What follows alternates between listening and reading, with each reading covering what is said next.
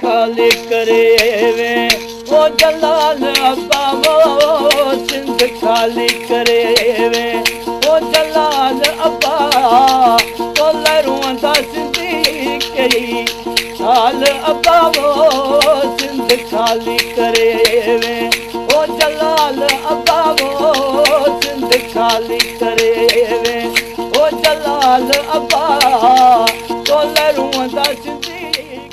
सिंध जी सरज़मीन सदियुनि खां आर्ट कला ऐं फ़न जे हवाले खां इंतिहाई शादाब ज़रख़ेज़ ऐं मालामाल रही आहे। पीरनि फ़क़ीरनि सन्यासिन साधु संतनि ऐं दरवेशनि जी हिन नगरीअ अहिड़नि कलाकारनि फ़नकारनि रागिन ऐं महान गायकनि खे जनमु ॾिनो आहे जिन ॾेह तोड़े परॾेह में पंहिंजे फ़न आर्ट ऐं कला वसीले वॾो नालो कमायो आहे।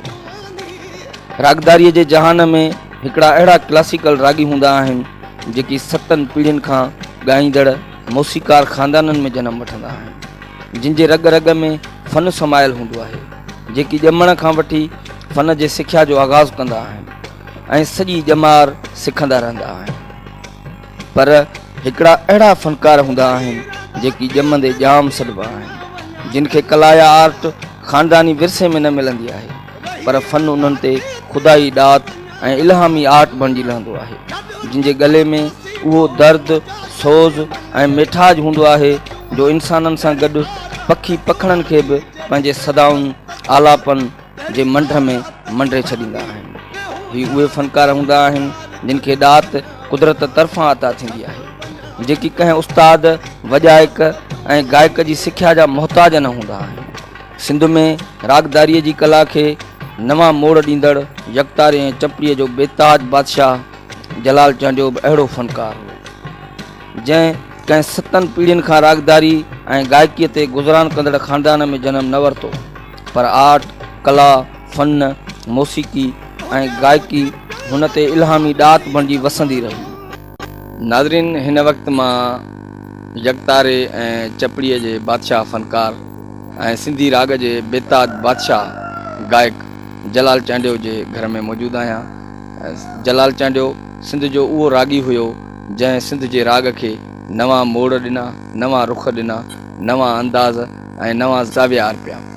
जलाल चांडियो सिंध जो उहो फ़नकार हो जॾहिं सिंध अताउल्ला ईसा खेलवी, इनायत हुसैन भट्टी ऐं नूर जहान जे उर्दू गाननि जे सर में गुम हुई। अहिड़े वक़्त में जलाल चांडे सिंध जे राग खे हिकिड़ी जिदत ॾिनी, सिंध जे राग खे हिकिड़ी अपनायत ॾिनी, सिंधी मौसीक़ीअ खे हिकिड़ी पंहिंजाइप जो अहसासु ॾिनो ऐं सिंधी माण्हू जेके अॻु में उर्दू मौसीक़ीअ जी दुनिया में गुम हुआ उहे पहिरियों भेरो सिंधी राग जे तरफ़ लड़िया। नाज़रीन, सिंध में जिते गवालियार सूदो उस्ताद मंज़ूर अली ख़ान ऐं तमामु वॾा गवैया फ़नकार हूंदा हुआ, ओड़े दौर में जलाल चांडे यकतारे ऐं चपड़ीअ वसीले सिंध जे राग खे हिकु नओं अंदाज़, हिकिड़ी नई जिदत, हिकिड़ो नओं रुख ऐं हिकिड़ो नओं रंग ॾिनो ऐं उहो हिकु अहिड़ो फ़नकार साबित थियो जंहिं धरतीअ जी चिकी मिटीअ में, धरतीअ जी कची मिटीअ में ऐं माण्हुनि जे दिलनि में पंहिंजी जाइ ठाही। पर अॼु बि सिंध जे दिलनि ते राज करे रहियो आहे। उहे माण्हू, उहे पढ़िया लिखिया माण्हू जेकी हुन जे राग खे तस्लीम न कंदा हुआ, पर अॼु बि हुन जे उन अंदाज़ खे उहा मोट जेका आम माण्हू था ॾियनि, अॼु बि हू होटलुनि ते ॿुधो वञे थो, अॼु बि हू पीढ़ियुनि ते ॿुधो वञे थो, अॼु बि जलाल चांडे जा नगमा ऐं गाना ट्रैक्टरनि ते हली रहिया आहिनि। जलाल चांडियो हिकु अहिड़ो फ़नकार हो जंहिं सिंधी मौसीक़ीअ खे हिकिड़ो नओं मोड़ ॾिनो, पर पंहिंजो स्कूल ऑफ थाट, म्यूज़िक जो स्कूल ऑफ थाट पैदा कयो, जंहिंमें अॼु केतिरा ई जलाल जेकी हुन जे मुख़्तलिफ़ नालनि सां पंहिंजे जियापे खे बरक़रार रखी सघिया आहिनि ऐं उन अंदाज़ खे ॻाए, उन अंदाज़ खे जलाल चांडे जे नाम खे कमाए रहिया आहिनि। जलाल चांडे न सिर्फ़ु सिंधी मौसीक़ीअ खे नओं रंग ॾिनो, हुन जे आवाज़ जी उॾार, हुन जे आवाज़ जी जिदत ऐं हुन जे अंदाज़ जी जेका पखेड़ आहे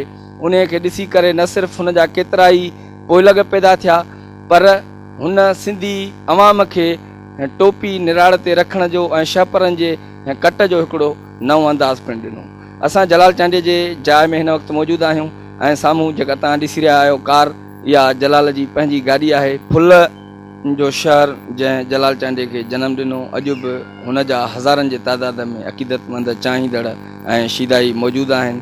ऐं असां अव्हांखे ॾेखारींदासीं जलाल चांडे सिंध जी मौसीक़ीअ ते राज कयो, कहिड़ी रीति कयो, अॼु हुन जे विरसे जी छा हालत आहे ऐं हुन जा जेकी मुख़्तलिफ़ निशानियूं आहिनि, हुन जा जेके नमूना आहिनि, उहे पिणु असां अव्हांखे ॾेखारींदासीं।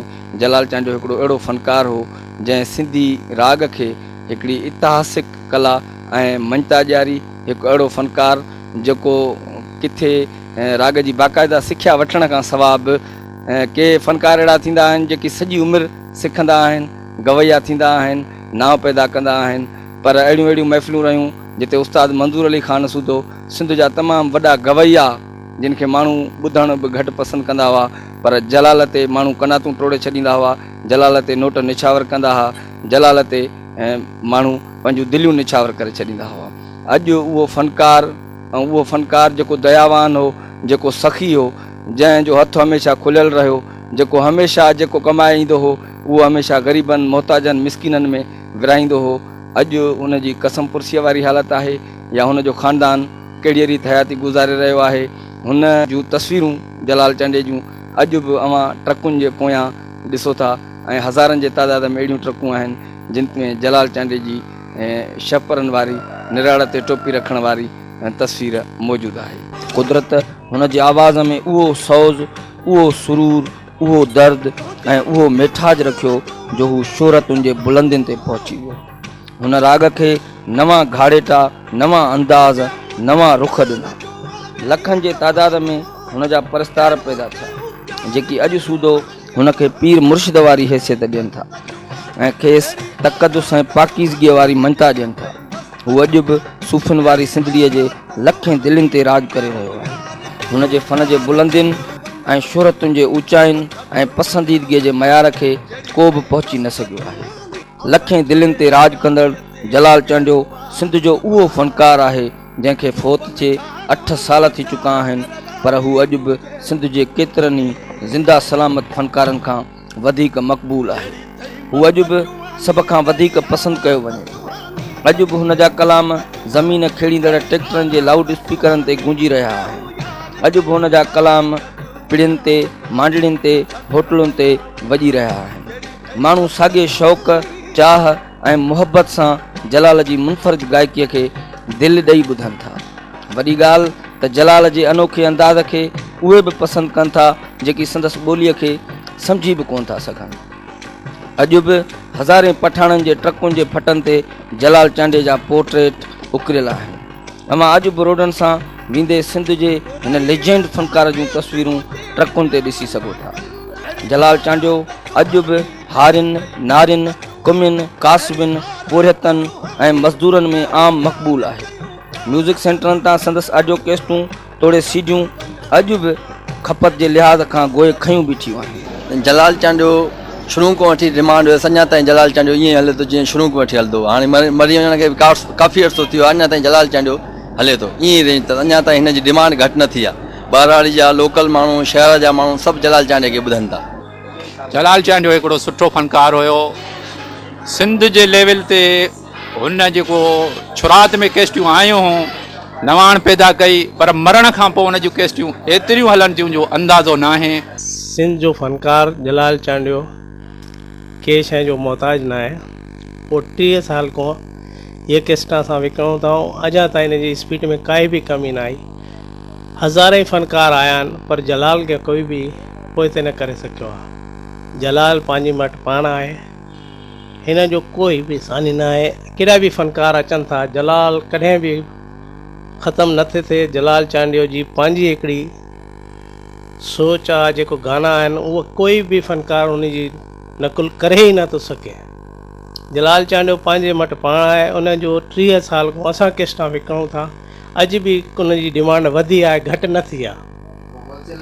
असां होलसेल बि कंदा आहियूं, असांजा रिटेल बि दुकानदार आहिनि, जेके बि आहिनि सा कैस्टनि में जलाल चांडो जहिड़ो कैसेट कंहिंजी अॼु ताईं थोरे कोई बि अचे फ़नकार उन जी मट न आहे। जलाल हिन टाइम तमामु भलो हले थो ऐं हिन खे ॿुधण वारा बि इलाही आहिनि। अॼुकल्ह जलाल जा नवां नंबर नथा अचनि, पुराणा पोइ बि हलनि था पिया। जलाल बैकग्राउंड में उन में न आहे वीडियो में, ऐं बैकग्राउंड में जलाल जो आवाज़ु आहे पोइ बि जलाल हले थो पियो। ॻोठाणा माण्हू ॿाहिरां जा माण्हू माना ॿुधनि जलाल कीधा, इहो ॿुधनि था आवाज़ु जलाल जो हुजे। ओ जलाल अब्बा वो सिंध खाली करे वे